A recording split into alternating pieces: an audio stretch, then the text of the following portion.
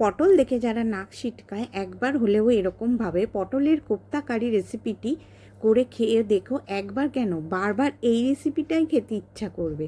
তো আমি পটল কটা নিয়েছি, নিয়ে গায়ে খোসা ছাড়িয়ে আমি স্ট্রেনারের মাধ্যমে আমি সব পটল গ্রেট করে নিয়েছি এরকম, আর ভেতরে দানাও ফেলে দিয়েছি। আর আমি 200 গ্রাম ছোলার ডাল ভিজিয়ে বেটে রেখেছি, তার মধ্যে দিয়ে দিলাম আদা, কাঁচা লঙ্কা বাটা, গোলমরিচ, নুন, মিষ্টি, হলুদ, জিরে গুঁড়ো, ধনে গুঁড়ো, হিং দিয়ে ভালো করে এটা মাখিয়ে কিছুক্ষণ রেখে দেবো।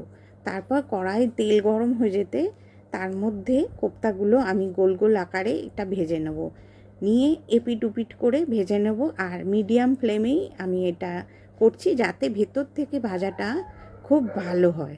এরকম উল্টে পাল্টে নিয়ে ভেজে তুলে নেবো একটা একটা করে।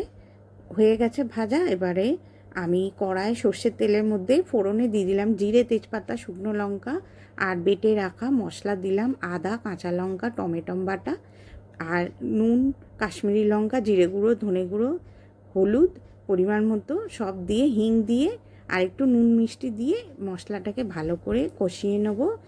মশলা দিয়ে যখন তেল ছেড়ে আসবে তখন ভেজে রাখা আলুগুলো দিয়ে দেবো, দিয়ে আবারও মশলায় মধ্যে এটা আর একটু নাড়াচাড়া করে এটা কষিয়ে নেব। আর একটুখানি অল্প একটু মিষ্টি দিলাম, দিয়ে এবার একটু গরম জল দিয়ে একটু ঢাকা দিয়ে ফুটানো অবধি ওয়েট করব।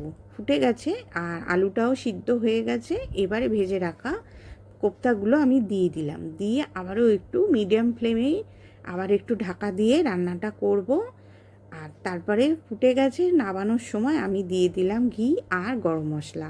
তো রেডি আমাদের গরম গরম পটলের কোপ্তা কারি। রুটি, ভাত, পরোটা সবের সঙ্গেই ভালো লাগবে। তো নেক্সট ভিডিওতে আসবো। আজকের মতো টাটা, বাই বাই।